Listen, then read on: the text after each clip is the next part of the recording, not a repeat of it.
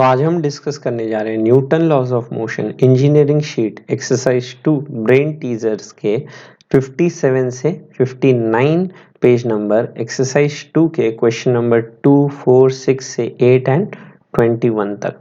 तो शुरू करते हैं क्वेश्चन नंबर 2 से। चलिए तो क्वेश्चन 2 आते हैं। लिखा है an incline plane makes an angle 30 degree with horizontal. ये इंक्लाइन प्लेन रहा, हॉरिजॉन्टल के साथ 30 डिग्री बना रहा है। आगे लिखा है ग्रूव ओ ए। ग्रूव मतलब एक छोटा सा पाइप समझो ना। ओ ए लेंथ का है 5 metre, cut in the plane makes an angle 30 degree with O X. और ये जो है ये ओ एक्स के साथ 30 डिग्री बना रहा है। Is free to slide down under the influence of gravity. Gravity के इन्फ्लुएंस में यहाँ पे एक लेट से स्मूथ सिलेंडर है, short smooth cylinder, free to slide down under the influence of gravity, time taken by the cylinder to reach from A to O, और G की वैल्यू हमें गिवन है। तो सबसे पहले हम क्या बोल सकते हैं, हम जानते हैं mg जो लगता है वो हमेशा नीचे लगता है, मतलब mg के करस्पॉन्डिंग एक्सेलरेशन g नीचे आएगा। तो इस इंक्लाइन प्लेन के अलोंग mg का साइन थीटा होता है, दैट इज एक्सेलरेशन लिख सकते हैं g sin 30। अब यहाँ पे इस डायरेक्शन में g sin 30 होता है और उसका ये ग्रूव जो है वो खुद एंगल 30 डिग्री बना रहा है इस हॉरिजॉन्टल के साथ। तो उस g sin 30 का sin 30 जो होगा वो हमारा नेट इफेक्टिव एक्सेलरेशन आ जाएगा। g sin 30 का sin 30 ये नेट एक्सेलरेशन हो जाएगा, क्योंकि इस डायरेक्शन के अलोंग g sin 30 है। ये वाला डायरेक्शन समझो, ये वाले डायरेक्शन के अलोंग आपका g sin 30 है और फिर खुद वो आपका इसके साथ 30 डिग्री लेट से यहाँ पे अगर दिखाया जाए तो ये एंगल 30 डिग्री फिर है हमारे पास, मतलब ये एंगल समझो ये 60 डिग्री हो गया, ये वाला एंगल आपका 60। तो ये g sin 30 का cos 60 मतलब g sin 30 का sin 30 होता। तो हम बोल सकते हैं एक्सेलरेशन जो इफेक्टिव एक्सेलरेशन हो गया that is equal to g sin 30 into sine 30, that is sin 30 का स्क्वायर, और ये sin 30 होता है 1/2, तो 1/2 का स्क्वायर आया 1/4। तो यहाँ पे हम कह सकते हैं s is equal to u t plus half of a t square अगर लिखा जाए। तो यहाँ पे फ्री टू स्लाइड का मतलब क्या होगा, फ्री टू स्लाइड का मतलब होगा कि इनिशियल वेलोसिटी 0 और कितना डिस्प्लेसमेंट मूव करेगा 5 मीटर। हाफ ऑफ एक्सेलरेशन बात करें ये रहा हमारे पास g/4, g की value 10 divided by 4 into T square. चलिए टी स्क्वायर यहाँ से कैलकुलेट करते हैं तो 40 डिवाइडेड बाई 10 आया विच इज इक्वल टू 4। तो t इज इक्वल टू बोला जा सकता है 2 सेकेंड। इस पार्टिकल को 2 सेकेंड लगे यहाँ पे है ना, लेट से ए पॉइंट से ओ पॉइंट तक स्लाइड होने के लिए। चलिए क्वेश्चन समझते हैं। क्वेश्चन है आपका ये लेट से ना कोई एक इंक्लाइन प्लेन है, अब उस इंक्लाइन प्लेन के अलोंग एक ग्रूव रख दिया गया, अब वहां से एक पार्टिकल को रिलीज किया गया, कितना टाइम लगेगा। तो हम जानते हैं mg नीचे लगता है तो इस डायरेक्शन में mg sin थीटा, उसके करस्पॉन्डिंग एक्सेलरेशन हो गया g sin 30। अब ये g sin 30 इस डायरेक्शन लगता, अब वो आपका फिर से इस लाइन के साथ आपका ये 30 है तो ये एंगल 60 हो जाएगा, और ये 60 मतलब ये g sin 30 का cos 60 होता है sin 30 के बराबर। तो g sin 30 का स्क्वायर कर दिया जाए that is g/4।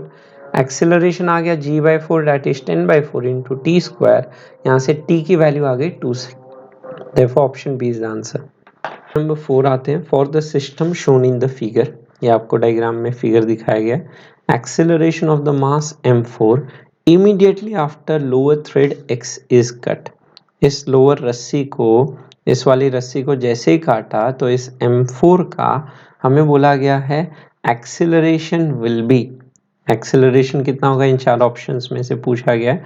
Assume that threads are weightless and inextensible, spring are weightless, mass is negligible and there is no friction. Idealized situation है, तो उस केस में हमसे पूछा गया है इस m4 मास का आपको लेट्स से कितना एक्सेलरेशन होगा। तो बिफोर कटिंग का सिचुएशन अगर मैं देखूं क्या क्या फोर्सेस इस पे लगे होंगे जो इसको इक्विलिब्रियम में रखे होंगे, उसको एनालाइज किया जाए।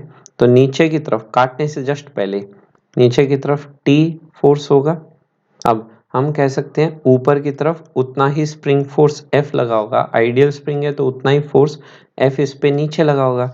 और यहाँ पे लेट्स से रस्सी है तो T1 टेंशन यहाँ पे ऊपर और सेम ना, रस्सी का मास है, वेटलेस है, therefore थ्रू सेम टेंशन। यहाँ पे कोई दूसरी स्प्रिंग आ गई, उस पे लेट्स से F1 फोर्स और यहाँ पे फोर्स लेट्स से F2 का आ जाए तो उसके करस्पॉन्डिंग उतना ही फोर्स यहाँ पे F2 हो गया। अब यहाँ पे इनके करस्पॉन्डिंग वेट्स अगर अब मैं एक एक करके इनके FPD बनाता हूँ, M1 M2 M3 है ना, इन सब के FPD बनाया जाए तो M1 मास और ये पड़ा हुआ है हमारे पास M2 मास। उसी तरह से यहाँ पे पड़ा हुआ है अपने पास M3 मास और ये है अपना लेट्स से M4 मास। तो इन सभी मासेस पे पहले तो क्या बना दिया जाए, इनका वेट, करस्पॉन्डिंग वेट्स, M1G नीचे, यहाँ पे आपका M3G नीचे, यहाँ पे इस पे M2G फोर्स नीचे लगेगा एंड सिमिलर वे में इस पे M4G फोर्स हमारा नीचे लगेगा। नेक्स्ट बनाते हैं करस्पॉन्डिंग टेंशंस। तो इस M1 और M3 पे तो टेंशन T1 सेम ऊपर के डायरेक्शन लगेगा, काटने से जस्ट पहले की बात हो रही, बिफोर कटिंग, आफ्टर कटिंग का सिचुएशन बाद में समझेंगे। और सिमिलर वे में हम बोल सकते हैं इस M4 मास पे टेंशन लेट से रस्सी के द्वारा नीचे जो अटकाई गई है एक्स डिस्टेंस पे, उसके द्वारा टेंशन T नीचे लगेगा। फिर हम बोल सकते हैं कि यहाँ पे स्प्रिंग फोर्स आपका F1 और उतना ही स्प्रिंग फोर्स इस पे F1 लेट्स से नीचे की तरफ लग रहा है। और यहाँ पे हम कह सकते हैं नेक्स्ट इस वाले सिचुएशन में अगर हम देखें तो इस वाले सिचुएशन में हम देख सकते हैं यहाँ पे आपका F2 नीचे लगेगा तो उतना ही F2 यहाँ पे ऊपर लगेगा। अब अगर मैं इक्वेशंस बात करूं तो इस केस में आपका T1 होने चला गया F1 प्लस M1G। उसी तरह से यहाँ पे F1 बात करें तो वो निकल के आया M2G। और इस केस में अगर देखें तो इस केस में T1 निकल के आया F2 प्लस M3G करके। तो यहाँ पे हम बोल सकते हैं F2 प्लस M3G और यहाँ पे F2 की वैल्यू बात करूँ तो वो निकल के आ गया T प्लस हम बोल सकते हैं M4G करके आ गया। तो अब यहाँ पे F2 अगर मैं यहाँ पे एक एक करके वैल्यू निकालता हूँ, क्योंकि जैसे ही मैं यहाँ पे इस नीचे वाले स्प्रिंग को काट दूंगा तो ये जो नीचे का जो रस्सी के द्वारा टेंशन था वो ज़ीरो हो जाएगा। तो T2 को ज़ीरो करने का मतलब यहाँ पे हम सीधा कह सकते हैं कि ये आफ्टर कटिंग का सिचुएशन, इस पे F2 तो फोर्स लगेगा ही। अब नेट फोर्स पहले F2 जो था वो T से आपका क्या था, बड़ा था। अब जैसे T हट गया तो M4G से भी बड़ा था, जिसके वजह से नेट एक्सेलरेशन ऊपर हो जाएगा। तो ये M4 मास की अगर बात की जाए तो M4G नीचे लगेगा। अब करस्पॉन्डिंगली हम कह सकते हैं एक सूडो फोर्स M4A जो हो गया वो भी आपका नीचे की तरफ हो गया। अब F2 निकालना है और F2 आ गया हमारे पास तो उसके करस्पॉन्डिंग हमारा लेट्स से एक्सेलरेशन भी निकल के आ जाएगा। तो अब हमारा टारगेट है इन तीन इक्वेशंस की मदद से F2 सिंप्लीफाई करके रख के देना। तो यहाँ से हम बोल सकते हैं लेट्स से यहाँ पे F1 की वैल्यू रख दी जाए तो यहाँ पे F1 निकल के आया M2G प्लस M1G। उससे मेरा T1 टेंशन आ गया और T1 यहाँ पे रख देता हूँ तो यहाँ से F2 की वैल्यू आ गई T1 माइनस M3G। तो यहाँ से F2 का वैल्यू आ गया M2 plus M1 minus M3 into G। इस T1 की वैल्यू यहाँ सब्स्टिट्यूट की और G कॉमन निकाल लिया तो M2 plus M1 minus M3G। अब उस F2 की वैल्यू यहाँ सब्स्टिट्यूट करके हमारा फाइनल आंसर आ जाएगा लेट्स से एक्सेलरेशन। तो F2 ऊपर नीचे के डायरेक्शन में M4A प्लस M4G करके बना। तो यहाँ से F2 की वैल्यू रख देते हैं तो this is M2 plus M1 minus M3 into G और माइनस M4G एक साइड ले गया गया, इस M4G को लेफ्ट साइड ले गया तो राइट साइड बचेगा बस m4a। तो यहाँ से हमारा फाइनल एक्सेलरेशन निकल के आ गया m2 plus m1 minus m3, g common ले लिया जाए तो minus m4 into g divided by m4 divide कर देता हूँ। तो चार ऑप्शन में देखो तो m1 plus m2 minus m3 minus m4 divided by m4 into g, therefore option number C हमारा करेक्ट आंसर हो जाता है। चलिए क्वेश्चन को समझते हैं। क्वेश्चन क्या है? क्वेश्चन है ये रहा आपका सिचुएशन ना, ये मासेस रखे गए हैं तो इनमें हम जो करस्पॉन्डिंग टेंशन है, ये टेंशन, इनके करस्पॉन्डिंग स्प्रिंग फोर्स, उसको पुट अप कर दिए और बिफोर कटिंग का सिचुएशन एनालाइज किया ना एफबीडी बना के। अब उसके करस्पॉन्डिंग हमने सबसे पहले इस मास m1 को देखें, m1g इस पे, m3g इस पे, m4g इस पे, m2g नीचे लगेगा। अब यहाँ पे स्प्रिंग फोर्स F1 ऊपर लगेगा तो उतना स्प्रिंग फोर्स F1 नीचे। उसी तरह से यहाँ पे T1 ऊपर तो इस पे भी T1 ऊपर लगेगा, ये रहा T1। उसी तरह से इस पे स्प्रिंग फोर्स F2 नीचे लगेगा तो इस पे उतना ही स्प्रिंग फोर्स F2 ऊपर लगेगा। उसी तरह से नीचे आपका रस्सी का टेंशन T लगेगा और इस पे F2 ऊपर। अब इक्वेशन लिखने जाते हैं तो T1 बराबर F1 प्लस m1g और यहाँ पे F1 बराबर m2g। और उसी तरह से m3 पे बात करें तो T1 बराबर F2 प्लस m3g और यहाँ पे F2 बराबर T प्लस m4g। अब नीचे वाली स्प्रिंग को काटने का मतलब, इसको काटने का मतलब यहाँ पे रस्सी जो टेंशन लगा था वो जीरो हो जाना। तो T जीरो होने का मतलब अब ऊपर की तरफ F2 और नीचे m4g, तो एक्सेलरेट ऊपर करेगा जिसके करस्पॉन्डिंग सूडो फोर्स नीचे। तो यहाँ से हम बोल सकते हैं F2 is equal to m4a plus m4g बनेगा। अब a निकालना है तो हमें F2 चाहिए। F2 कहाँ से आएगा? इस F1 की वैल्यू यहाँ रख दो, m2g प्लस m1g। यहाँ T1, उस T1 को यहाँ सब्स्टिट्यूट कर दो, वहाँ से F2 आया T1 माइनस m3g और T1 की वैल्यू पुट करके F2 आया। अब इस F2 की वैल्यू यहाँ सब्स्टिट्यूट की, माइनस m4g यहाँ ले गया, यह आया m4a। ऑप्शन नंबर आपका सी करेक्ट आंसर आ गया। तो ये 4 नंबर यहाँ तक स्क्रीनशॉट। क्वेश्चन नंबर 6 पे आते हैं। System is pushed by a force F force से पुश किया जा रहा है। All surfaces are smooth except B and C। B और C जो सर्फेस है यहाँ पे, इसमें फ्रिक्शन लगेगा। Friction coefficient between B and C is mu, minimum value of F to prevent the block B from downward slipping. तो B पे है ना, यहाँ स्लिप होने से बचाने के लिए ये F कितना होना पड़ेगा। तो सबसे पहले क्या बात करते हैं, और सभी सर्फेसेस स्मूथ है तो सबसे पहले हम बात करते हैं इस पूरे को ABC एज अ सिस्टम। तो A plus B plus C को एक सिस्टम लिया जाए तो हम उस पूरे को सिस्टम लेके अगर एनालाइज करें, इस पूरे का सिस्टम का मास हो गया आपका 5m करके। अब इस पूरे सिस्टम पे कौन से फोर्स लगेंगे?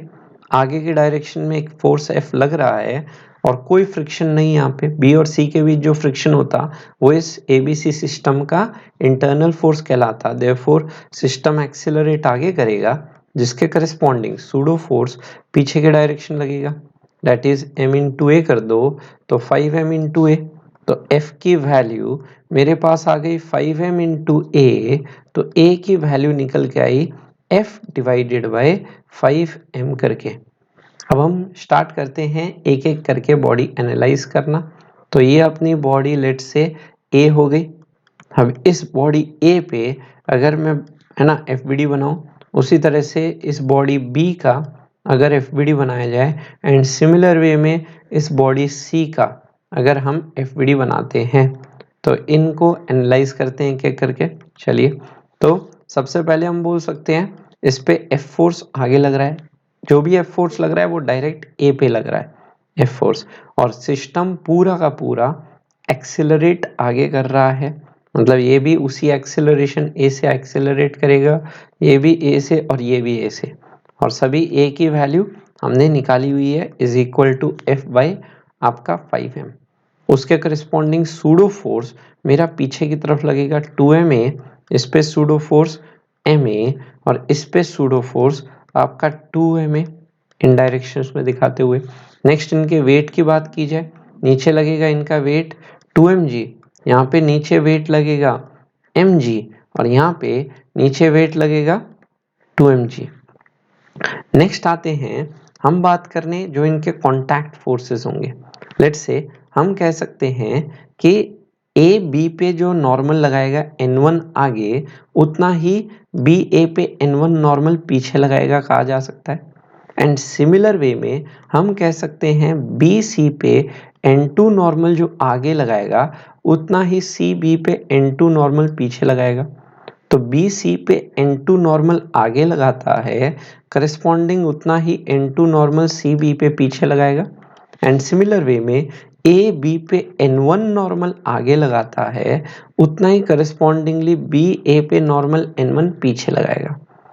अब ग्राउंड के द्वारा भी नॉर्मल लगेगा इन बॉडीज पे, तो ग्राउंड के द्वारा कितना नॉर्मल लगेगा वो एनालाइज करें। तो ग्राउंड ए पे नॉर्मल N1 N3 बोल दिया जाए, N1 N2 तो हो गया।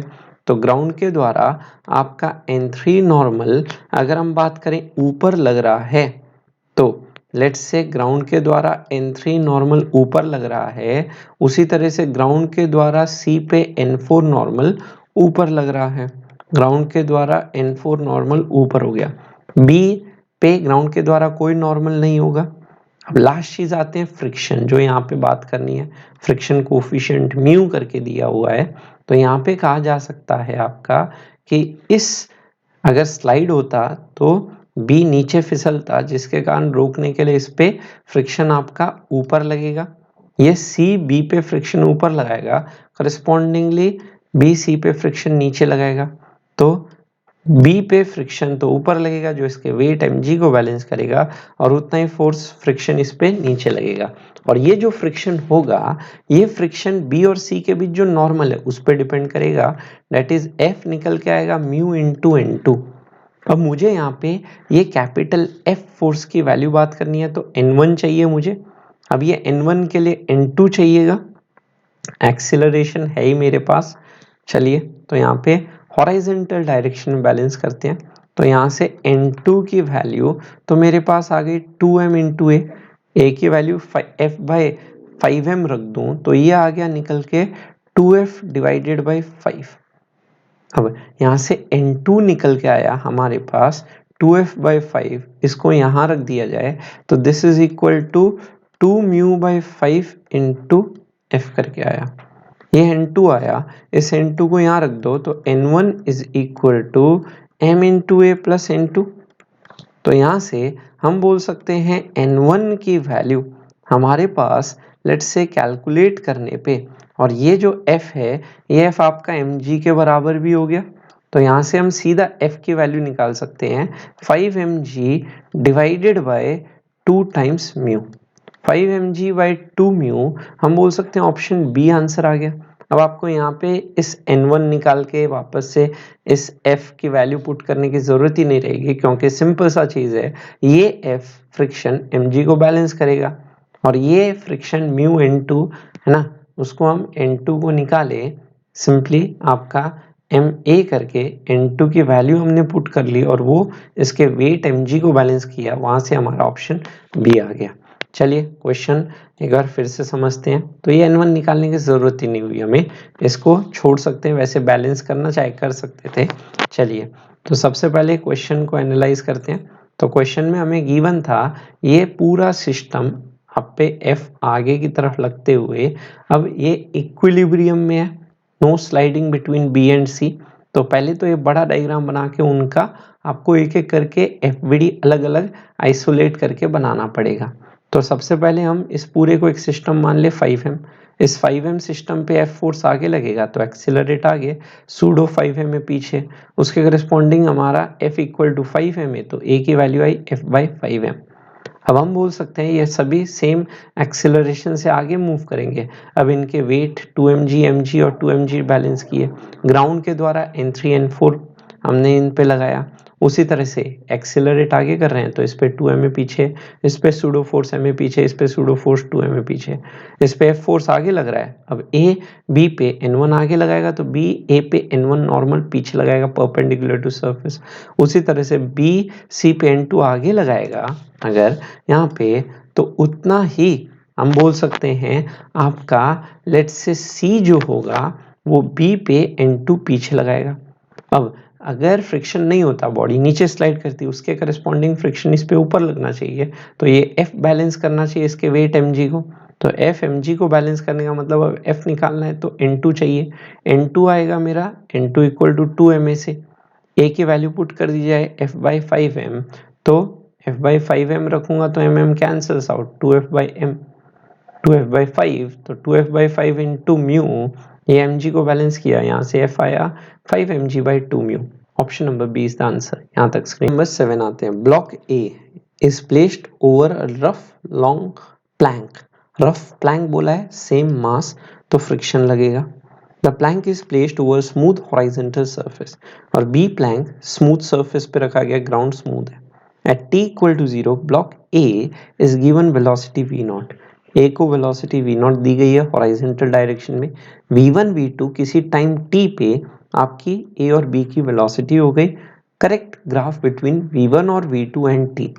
तो अगर मैं यहाँ पे FVD अगर बनाता, लेट्स से आपका A का और B का, तो इस पे कौन से फोर्स लगते इन पे, अगर हम देखें तो ग्राउंड के रेस्पेक्ट में ए का रिलेटिव मोशन आगे हो रहा है v0 स्पीड से, तो ग्राउंड के रेस्पेक्ट में या फिर इस प्लैंक बी के रेस्पेक्ट में, क्योंकि रिलेटिव मोशन आगे हो रहा है, तो यहाँ पे जो काइनेटिक फ्रिक्शन लगेगा इस ए पे पीछे लगेगा, और दोनों का मास सेम है गिवन एम एम करके, तो उतना ही इस पे काइनेटिक फ्रिक्शन आगे लगेगा। और यहाँ पे काइनेटिक फ्रिक्शन की वैल्यू अगर बोली जाए तो म्यू एन, और नॉर्मल रिएक्शन यहाँ पे mg हो जाएगा। तो यहाँ पे हम कह सकते हैं कि फ्रिक्शन इस पे पीछे लगेगा, इस पे फ्रिक्शन आगे लगेगा, मास सेम है, तो देयरफॉर दोनों का एक्सेलरेशन भी आपका मैग्नीट्यूड सेम होगा। तो इसका ए एक्सेलरेशन अगर पीछे की तरफ होगा तो इसका ए एक्सेलरेशन आगे की तरफ होगा। ये कहा जा सकता है जिस डायरेक्शन में नेट फोर्स होगा। तो हम कह सकते हैं करस्पॉन्डिंग सूडो लगाया जाए तो इस पे सूडो एम ए आगे और उतना ही सूडो इस पे एम ए पीछे, तो F equal to m a दोनों से देख सकते हैं। तो दोनों का मास सेम है, therefore दोनों का एक का एक्सेलरेशन होगा तो दूसरे का रिटार्डेशन, मैग्नीट्यूड वाइज दोनों का सेम आएगा। ए केस में रिटार्डेशन कहा जाए तो बी केस में force in the direction of motion होगा तो एक्सेलरेशन हो जाएगा। तो अगर मैं इसकी स्पीड किसी टाइम v1 कह रहा हूं तो हम लिख सकते हैं देयरफॉर ए ब्लॉक के लिए तो v is equal to u plus A t, acceleration पीछे है तो a की वैल्यू minus mu g into t. तो उसी तरह से इस b ब्लॉक के लिए हम बोल सकते हैं v2, इसका इनिशियल स्पीड 0 है, plus A t, A in the direction of motion है तो प्लस म्यू जी टी। तो यहाँ पे अगर देखा जाए v1 t के प्रोपोर्शनल है, पर नेगेटिव स्लोप, मतलब v1 की अगर बात की जाए तो v1 आपका y एक्सिस में, t आपका x एक्सिस में with negative slope, and let's say आपका पॉजिटिव y इंटरसेप्ट, तो y equal to M x plus c, slope negative और एक स्ट्रेट लाइन बनते हुए, तो या तो ऑप्शन नंबर बी होगा या तो ऑप्शन नंबर डी होगा। तो पॉजिटिव इंटरसेप्ट है और नेगेटिव स्लोप है। और उसी तरह से यहाँ पे भी y equal to M X अगर देखें तो यहाँ पे स्लोप पॉजिटिव है और y इंटरसेप्ट आपका 0 हो गया, y equal to M x plus c से देखें तो y इंटरसेप्ट 0 होने का मतलब यहाँ पे कहा जा सकता है ये v2 जो होगा वो आपका एक स्ट्रेट लाइन होगा, और एक टाइम आएगा जब दोनों वेलोसिटी बराबर हो जाएंगे, फिर उनके बीच जब वेलोसिटी बराबर हो गई तो कोई रिलेटिव मोशन नहीं होगा, तो वो दोनों कॉमन वेलोसिटी से मूव करेंगे। देयरफॉर हमारा ऑप्शन नंबर बी करेक्ट हो जाता है। चलिए क्वेश्चन को समझा जाए। क्वेश्चन क्या कह रहा है? क्वेश्चन कह रहा है दो मासेस हैं ए और बी, सरफेस फ्रिक्शन लगाएगा तो ये आगे एक्सेलरेट करेगा, तो ये बी ए पे फ्रिक्शन पीछे लगाएगा, तो उतना ही ए पे जो फ्रिक्शन लगेगा कहा जा सकता है आगे के डायरेक्शन लगेगा। अब हम यहाँ पे देख सकते हैं ये एक्सेलरेट आपका in the direction of force पीछे करेगा, रिटार्डेशन होगा इस केस में, तो इस केस में एक्सेलरेशन होगा। तो यहाँ पे ए एक्सेलरेट आगे करेगा, सूडो एम ए पीछे, इस पे सूडो एम ए आगे, f equal to m a, और यहाँ से भी f equal to m a आ गया, तो एफ की जगह एम ए और म्यू एन लिख दिया जाए। नॉर्मल रिएक्शन यहाँ पे बी के द्वारा ए पे एम जी आएगा, तो म्यू एम जी एक्सेलरेशन दोनों का मैग्नीट्यूड म्यू जी आया। v equal to you plus A T equation लगाता हूँ तो यहाँ पे u ए के लिए तो हो गया वी नॉट, और एक्सेलरेशन अपोजिट टू मोशन है तो minus mu g t, slope negative तो एक स्ट्रेट लाइन आते हुए y equal to M x plus c form का, और उसी तरह से v equal to you plus A t, a आगे की तरफ है और u जीरो है तो y equal to M X type, तो ऑरिजिन से पास होती हुई लाइन, ये भी एक स्ट्रेट लाइन, और एक टाइम आएगा जब दोनों की वेलोसिटी सेम हो जाएगी तो कॉमन वेलोसिटी से दोनों मूव करेंगे। ये ऑप्शन नंबर 7 का सी बी आंसर, यहाँ तक स्क्रीनशॉट। क्वेश्चन नंबर 8 आते हैं, 3 blocks A B and C of equal masses are placed one over the other on a smooth horizontal ground as shown. A B C ये 3 masses हैं, एक के ऊपर एक रखेगा और स्मूथ ग्राउंड है। Coefficient of friction between any two blocks is 1/2। A B या बी सी इनके बीच फ्रिक्शन कोफिशिएंट 1/2 दिया है। Maximum value of mass of block D so that the blocks A B and C move without slipping over each other. तो यहाँ पे हम कह सकते हैं बिना स्लिपिंग किए हुए एक साथ जाते हैं तो ये कॉमन एक्सेलरेशन से मूव करते हैं, तो उस केस में ये d का मास कितना होगा। तो अगर इसका बात करें ऊपर t और यहाँ पे a b और c की अगर मास की बात करें वो स्मॉल m है, और d का मास अगर कहा जाए तो वो लेट से हमने कैपिटल M कह दिया, हमें d का मास पूछा है तो इसका कैपिटल M मास कहा जाए तो नीचे की तरफ आपका mg लगेगा। तो यहाँ पे टेंशन तो निकल के आ गया mg प्लस एक और फैक्टर यहाँ पे आएगा, दैट इज यहाँ पे बोला गया है सो दैट दे मूव, है ना, without slipping over each other, तो एक्सेलरेट नीचे करेगा जिसके वजह से इस पे सूडो आपका ऊपर लगेगा ma। तो t प्लस एम ए हम लिखते is equal to M G, तो यहाँ से t इज इक्वल टू निकल के आ गया M ji minus M A, capital M हमें पता करना है।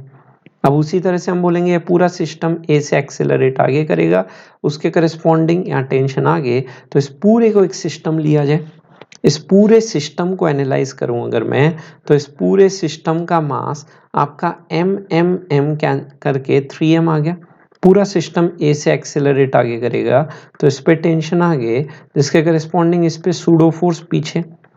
ग्राउंड जो है वो आपका स्मूथ है तो उसके करस्पॉन्डिंग कोई फ्रिक्शन नहीं होगा, तो यहाँ से हम लिख सकते हैं, यहाँ से मेरे पास t तो निकल के आ गया आपका 3m इंटू ए, तो यहाँ पे अगर t रख दिया जाए तो यहाँ पे सिंप्लीफिकेशन पे आएगा 3m into a is equal to M G minus m into ए।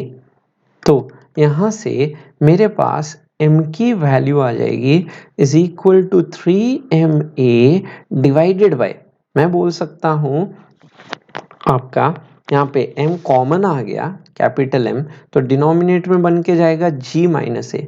अब मेरा टारगेट है a निकालना। अब a कैसे आएगा, a b का और c का इनका FVD बनाया जाए। चलिए a b और c इन सभी का एक एक करके FVD बनाते हैं ना। सभी का मास सेम दिया हुआ है ए बी और सी, तो यहाँ पे हम बोल सकते हैं सबसे पहली चीज सभी सेम एक्सेलरेशन से आगे मूव कर रहे हैं, ये भी ए से, ये भी ए से और ये भी ए से आगे की तरफ मूव कर रहा है। उनके करस्पॉन्डिंग आपका ये मास m है, तो यहाँ पे हम लिख सकते हैं नीचे की तरफ सभी में वेट mg लगते हुए, यहाँ पे भी नीचे mg वेट और इसमें भी आपका वेट mg, करस्पॉन्डिंगली पीछे की तरफ सूडो फोर्स लगेगा ma। उसी तरह से यहाँ बोल सकते हैं यहाँ पे सूडो फोर्स लगेगा ma, और यहाँ पे भी कहा जा सकता है आपका सूडो फोर्स ma पीछे की तरफ लगेगा।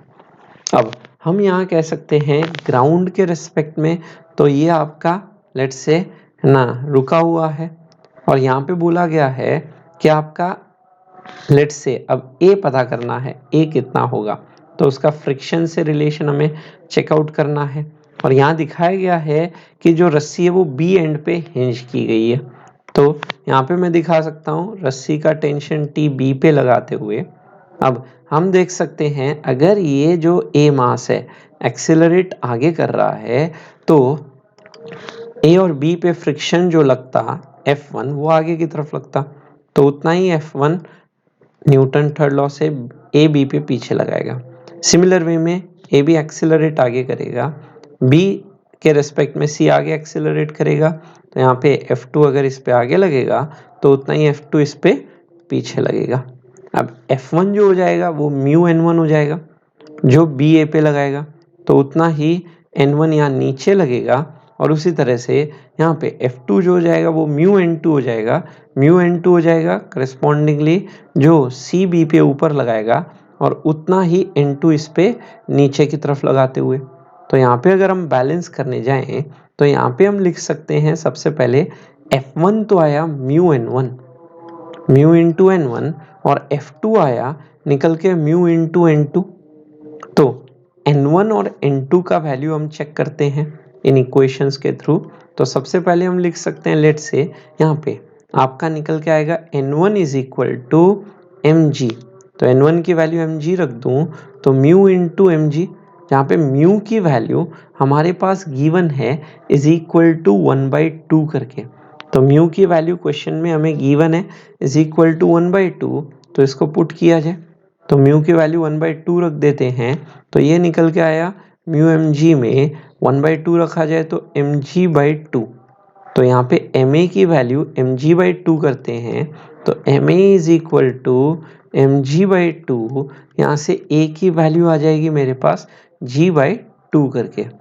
मुझे बस स्मॉल a की वैल्यू चाहिए थी। उसी तरह से मैं n2 भी निकालता, सिमिलर वे से n2 भी मेरा सेम निकल के आता और उसको यहाँ पुट करता तो सेम तरीके से आता। तो यहाँ से हम कह सकते हैं उसके करस्पॉन्डिंग अगर यहाँ बात करें तो m इज इक्वल टू मेरे पास आ गया 3m इंटू ए, और a की जगह मैं रखने वाला हूँ मेरा g/2, g/2 divided by g minus a की जगह g/2 रखा जाए तो नीचे आया g/2 ना, और ये g/2 इस g/2 को कैंसिल करेगा तो 3m। तो 3m मतलब ऑप्शन नंबर सी हमारा सही आंसर हो जाता है। तो देयरफॉर इस क्वेश्चन का करेक्ट आंसर हो जाता है आपका ऑप्शन नंबर सी कहा जा सकता है। तो अगर हम चाहते तो हम n2 भी निकाल सकते थे सिमिलर वे से, और उसी तरह से n2 निकाल के हम चेक कर सकते थे। आप चेक करना चाहते तो सेम तरीके से करते, पर यहाँ पे N2 में एक और रूल आ जाता, फिर N3 ग्राउंड के द्वारा भी लगता नॉर्मल। अब N3 निकालना होता तो सबसे बेस्ट तरीका है इस F1 को निकालो, F1 निकाल के उसको ma के बराबर कर दो, वहां से आपका एक्सेलरेशन आ जाएगा, एक्सेलरेशन से आपका मास आ जाएगा। चलिए क्वेश्चन को एनालाइज किया जाए। तो मेन है क्वेश्चन में आपको FVD बनाना सीखना। तो FVD में आपको मेन चीज समझनी है कि यहाँ पे कौन से फोर्सेस लगेंगे। तो सबसे पहले इस कैपिटल M निकालना था, तो हम बोल सकते हैं साथ मूव करेंगे मतलब एक्सेलरेट होगा, तो ये एक्सेलरेट नीचे होगा, करस्पॉन्डिंगली सूडो ऊपर लगेगा। तो T प्लस ma कहा जा सकता है mg, तो T आया mg माइनस ma। अब ये T कहाँ से आएगा, पूरे को सिस्टम बोल दिया जाए तो इस पूरे सिस्टम पे आगे की तरफ T लगेगा, एक्सेलरेट आगे होगा, सूडो फोर्स 3ma पीछे, तो T इक्वल टू 3ma यहाँ रख दो। यहाँ पे mg minus ma, capital M निकालना है, कॉमन निकालो, g माइनस से नीचे ले जाओ। अब यहाँ पे a चाहिए, a के लिए हम a b c अलग अलग FVD बनाते हैं। अब हमें सबसे पहले बोल सकते हैं इस पे t आगे लगेगा, इस पे एक्सेलरेट आगे होगा, ma सभी कॉमन एक्सेलरेशन से करेंगे तो सभी पे सूडो उतना ही ma पीछे। अब ये एक्सेलरेट आगे कराने के लिए इस पे फ्रिक्शन आगे लगना चाहिए। अब बस हमें यही देखना है ये फ्रिक्शन कितना होगा, तो म्यू N1 कहा जा सकता है। अब N1 कितना होगा, ये इस पे जितना N1 ऊपर लगाएगा विच इज mg, तो N1 mg के बराबर, तो म्यू इंटू mg, और म्यू की वैल्यू क्वेश्चन में गिवन है 1/2, तो 1/2 mg, और वो बैलेंस करेगा मेरा ma को। तो F1 ma के बराबर कर दिया जाए तो ma equal to mg/2, a आया g/2, यहाँ रख दिया जाए g/2 और g/2, तो नीचे g/2 इस g/2 को कैंसिल कर जाता है, देयरफॉर आंसर इज 3m। ये था 8 नंबर, यहाँ तक स्क्रीनशॉट।